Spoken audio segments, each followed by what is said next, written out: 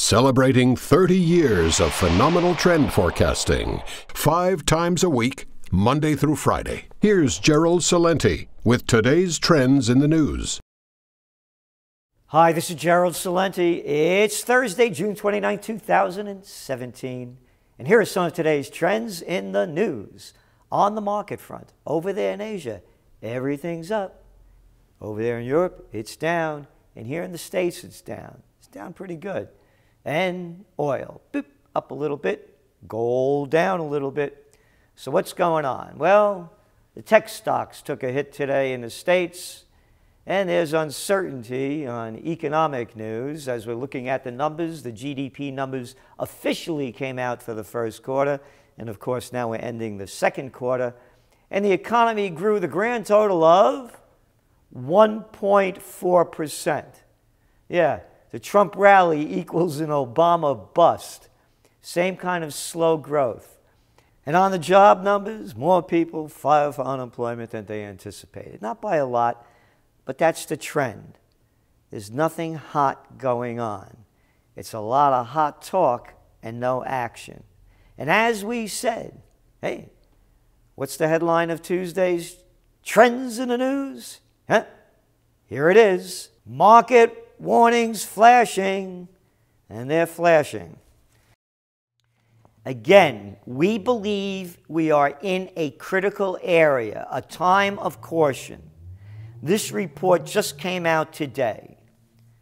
President Trump's economic agenda got a thumbs down from the International Monetary Fund on Tuesday, today. On the oil front, yeah, oil went up a little bit today on the news that, of no news. Stockpiles went down a little bit, but Libya, they're pumping out now, they're saying 1 million barrels a day.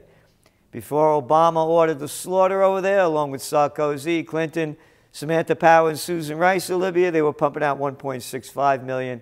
And a little more oil is coming out of those Nigerian fields as well. So again, oil is in this trading range. You don't see it going much further one way or another. On the gold front, gold went down a little bit because there's speculation out there that interest rates are going to go up over there in Europe, up in Canada, out in the UK, and here in the USA. Remember, the higher the values of the currencies, the lower the price of gold. But here's what's going on. I'm going to go back, of course, to yesterday. It's Financial Times. Big story. Draghi's sunny economic vista puts common currency on a high. The euro hit a 2017 high against the dollar. And the German government bond prices fell sharply after Mario Draghi, president of the European Central Bank, delivered a bullish assessment of the Eurozone's economic recovery. Today, Mr. Draghi took his first step towards indicating the ECB monetary policy will become less accommodative in 2008, according to the chief Eurozone economist at Unicredit. That was yesterday. Confusion today as Carney and Draghi struggle to clarify stimulus exit. Carney, of course, is the con man, carnival man. That's the head of the British Central Bank. And both Carnival Man and Draghi are both members of the Goldman Sachs gang. That's right. Before they became heads of the central banks. It's all one rigged game. You know, Draghi's the guy, by the way, that got the Greeks into the Euro group.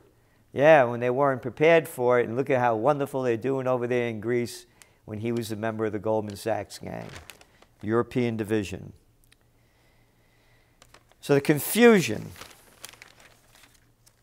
End of cheap money leaves central bankers lost for words. They're changing the story. They're going back and forth. The market gyrations were compounded by Mark Carney, Bank of England governor, who was interpreted at the same forum where Draghi was as advocating an interest rate rise yesterday having rejected it in London as recently as last week. So they're saying one thing and then saying another thing. Goes back to gold. Let's stay on this for a second. If the European Central Bank raises interest rates, the United States raises interest rates, England raises interest rates, the values of the currencies go up. The higher the values of the currencies, the higher the interest, the higher the carrying cost for gold. And that puts downward pressure on it. Again, that's on the economic front. However, there's a geopolitical front, and that's not going very well as we look what's going on in the Middle East. Again, here we go. Signals on stimulus, Royal Global Market. 2 European Central Bank officials left investors with mixed impressions over the past 2 days about when the ECB would reel in its 2.3 trillion euro bond buying program.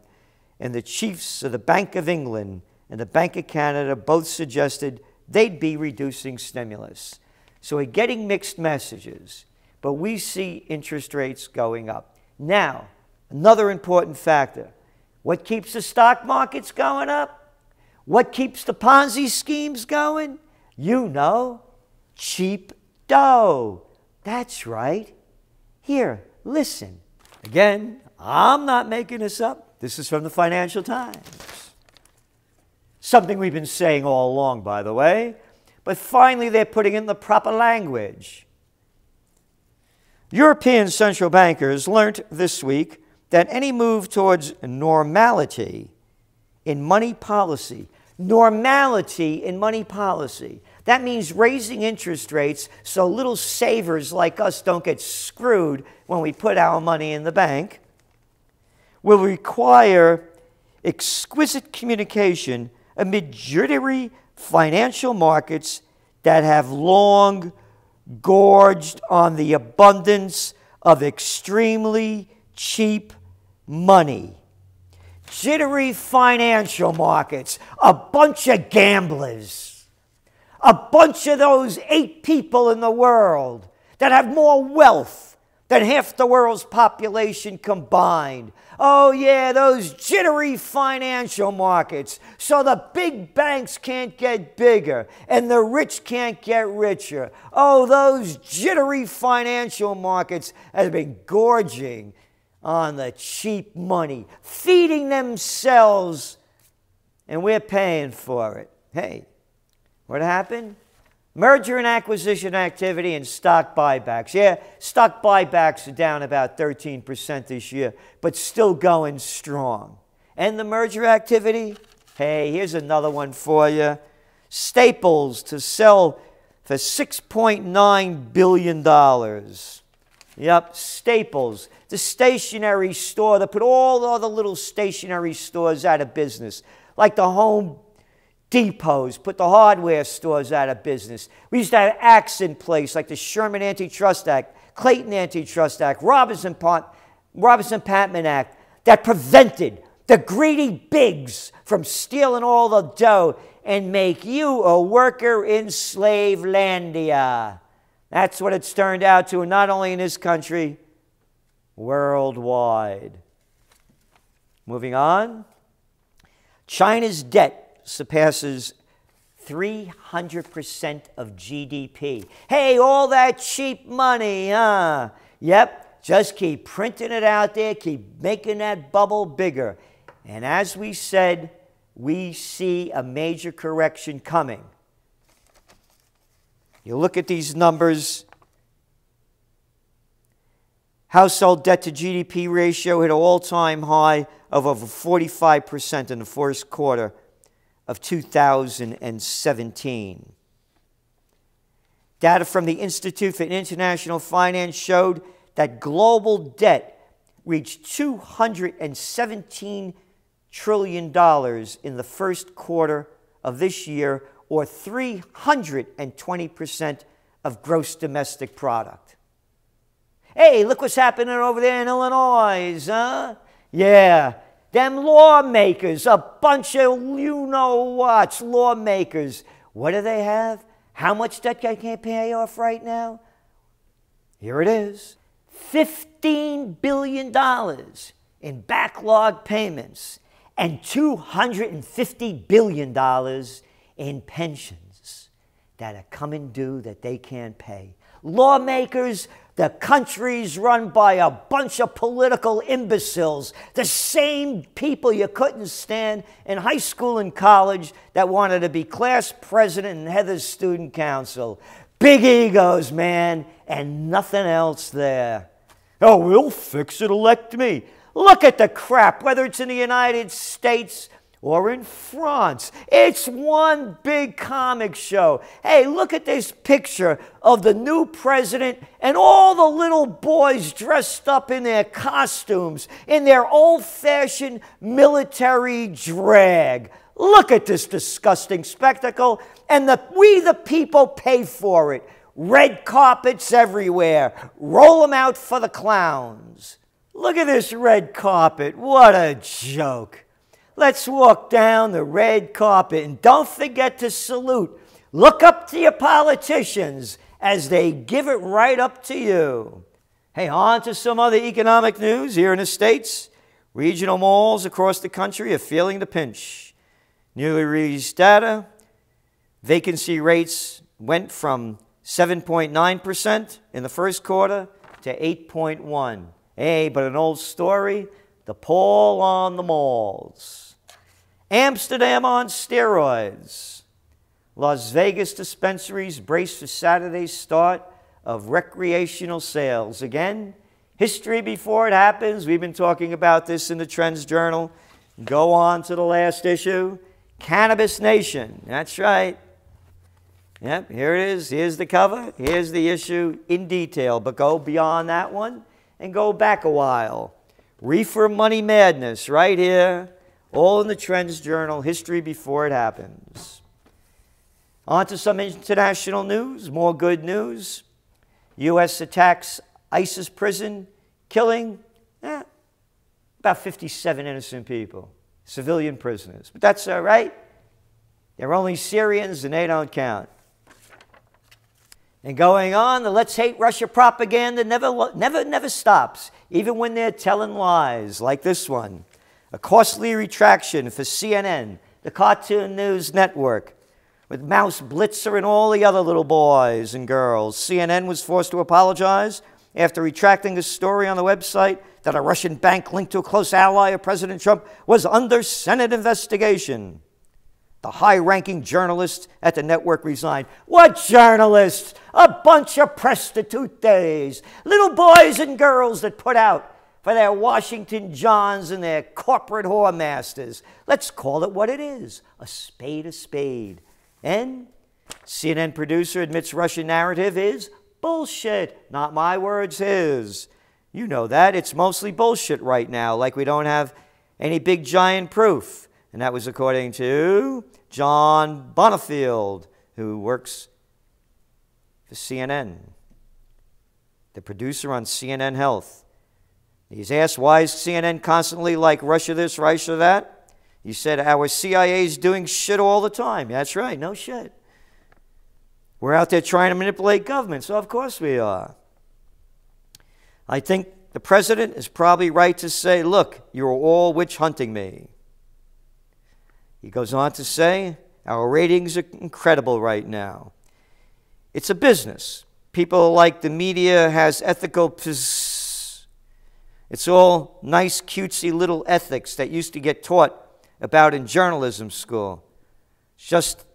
You're just like, that's adorable, that's adorable. This is business, Bonifield says in the video. Those are the facts. But the facts keep getting distorted. Cyber attack hits Ukraine, then spreads. Cyber attacks spread across the globe. That's the story. They bring it to the Ukraine. Ukrainian officials pointed a finger at Russia. Although Russian companies were hit by the cyber attacks, including Home Credit Bank, one of Russia's top 50 lenders. The attack also affected Evrat's, a steel manufacturing and mining company that employs about 80,000 people in Russia. But they keep selling the propaganda, as does the toilet paper of record, the New York Times. The attacks on Tuesday against targets in Ukraine, which spread worldwide, appeared more likely to be the work of Russian hackers. How's that for more prostitute? Let's hate the Russians. It keeps going. Cyber attacks may have been aiming for chaos in Ukraine. Yep. But Russia was seen as the prime suspect because it has been engaged in overt and covert warfare with Ukraine. What overt warfare? Never shown any of it. Yeah, the fake tanks you had going over the borders, huh? But they blame Russia. A Russian role has not yet been proven. But we don't have to need any proof, just like they don't have any proof that the Russians hacked into the DNC. Yeah, we don't need any proof. It's our belief. And we believe in a bunch of lies that Saddam Hussein has weapons of mass destruction and ties to Al-Qaeda. So here we got it. The markets are going down. There's a lot of pressure. The latest IMF report downgraded American growth. We're seeing interest rates going up. That's going to put downward pressure on gold. Oversupply of a lot of products, keeping inflation low. A wild card could change the game in an instant. That's why nobody can forecast the future. You can't predict it. There are always wild cards. And there's no greater wild card than playing the trump card. This is Gerald Celente, and that's some of today's Trends in the News.